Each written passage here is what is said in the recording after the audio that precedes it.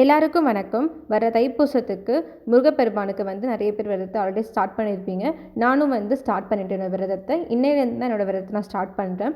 அதாவது தை கிருத்திகையிலேருந்து தான் என்னோடய விரதத்தை ஸ்டார்ட் பண்ணுறேன். அதாவது 5 நாள் விரதம். நான் இன்னையிலேருந்து தான் என்னோடய விரதத்தை நான் ஸ்டார்ட் பண்ணுறேன். தினமும் இந்த 5 நாளுமே காலையில் நேரமாக எழுந்திரிச்சு குளிச்சுட்டு முருகருக்கு தீபம் போட்டுட்டு என்னோடய விரதத்தை நான் ஸ்டார்ட் பண்ணிடுவேன். அதுக்கு முன்னாடி கந்தசஷ்டி கவசம் திருப்புகள்லாம் பாடிட்டு என்னோடய விரதத்தை நான் ஸ்டார்ட் பண்ணிடுவேன்.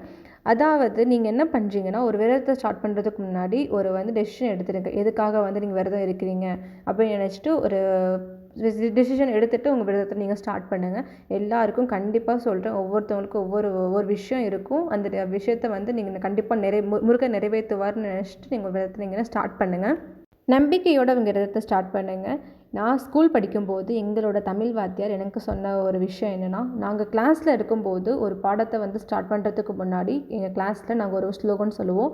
அது வேறு ஒன்றுமே இல்லை, முருகனோட ஸ்லோகன் தான். அதை படிச்சுட்டு தான் நாங்கள் கிளாஸே ஸ்டார்ட் பண்ணுவோம்.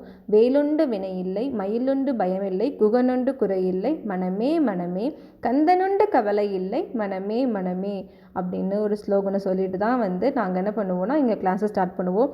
ஸோ வேல் இருக்க பயமேன், முருகன் இருக்க பயமேன். எந்த ஒரு விஷயத்தையும் நம்ம அச்சீவ் பண்ணுறதுக்கு முருகர் ஒருத்தர் நமக்கு ஃப்ரெண்ட்லியாகவும் சரி, அப்பா அம்மாவும் சரி நம்ம கூடவே இருப்பார்.